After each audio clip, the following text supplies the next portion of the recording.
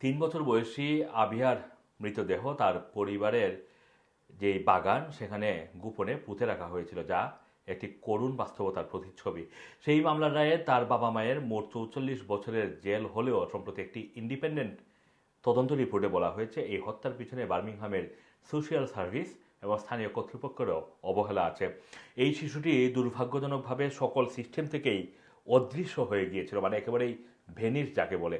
2022 সালের ডিসেম্বরে শিশুটির বাবা মাকে তাদের বাড়ি থেকে উচ্ছেদ হওয়ার পরেই তার ভেতরের একটি বাড়ির পেছনের একটি বাগানে 3 ফুট গভীর গর্ত থেকে তার মরদেহটি উদ্ধার করা হয়। তার বাবা 42 বছর বয়সী তাই এবং 43 বছর বয়সী মা নাহমি নিজেদের তৈরি একটি ধর্মীয় বিশ্বাস অনুযায়ী শিশুটিকে বাড়িতেই লালন পালন করছিলেন। তারা তাকে কেবল নিরামিষভোজী খাদ্য দিতেন, কোনো ধরনের পুষ্টিকর সাপ্লিমেন্ট ছাড়াই। এই অপরিকল্পিত খাদ্যাভ্যাসের ফলে আবিয়াহ গুরুতর অপুষ্টিতে ভুগতে থাকে, যার ফলে 2020 সালের শুরুর দিকে একটি শ্বাসজনিত অসুস্থতায় তার মৃত্যু ঘটে।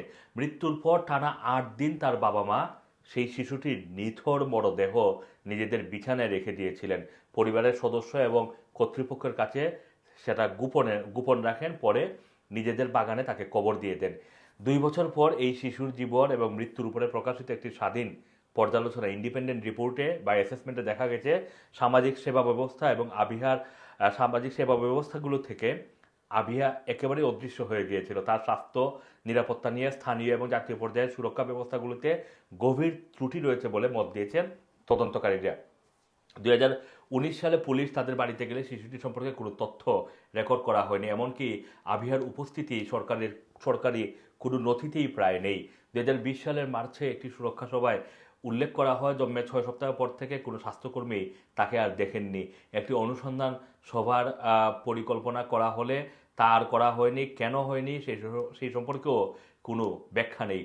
কোভিডের কারণে লকডাউন পরিস্থিতি এই ঘটনাটিকে আরও জটিল করে তোলে। কিন্তু একই সঙ্গে বাবা মা নানা উপায়ে পেশাজীবী যারা রয়েছিলেন, যারা এই এই শিশুকে দেখভালের জন্য যোগাযোগ করছিলেন, তাদের দৃষ্টি ভিন্ন খাতে সরিয়ে দিতেন বলে অভিযোগ উঠেছে। ময়নাতদন্তে জানা যায় যে আবিহার হাড় ভাঙ্গা বিকৃত ছিল এবং তার রিকেটস, রক্তশূন্যতা, বাড়ন্তে প্রতিবন্ধকতা এবং মারাত্মক দাঁতের রোগগুলো ছিল। এই শিশুর শরীরের এমন করুণ অবস্থা সমাজের দৃষ্টির বাইরে কিভাবে দীর্ঘদিন থেকে যেতে পারে সেটা নিয়ে প্রশ্ন তুলছেন তদন্তকারীরা। বিবৃতিতে বলা হয়েছে, পিতামাতার পক্ষ থেকে উপদেশ, সহায়তা বা কর্তৃত্বের বিরোধিতা আবিহাকে একেবারেই অদৃশ্য এবং আলোচনার থেকে একেবারেই অদৃশ্য করে ফেলা হয়।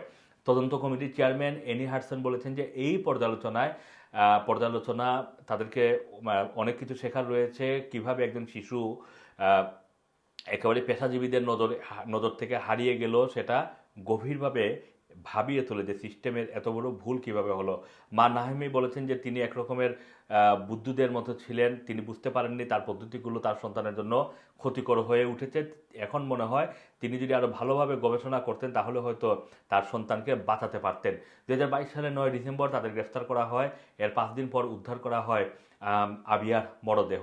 পরে আদালত তাদের বিরুদ্ধে শিশুটির মৃত্যু ঘটানো, অবহেলা এবং বিচার প্রক্রিয়াকে বাধাগ্রস্ত করার অভিযোগে দোষী সাব্যস্ত করা হয়। বাবা তাইয়ের 25 বছরের বেশি এবং মা নাহামির প্রায় 19 বছরের কারাদণ্ড দেওয়া হয়। Assam Assam, Rana TV, London.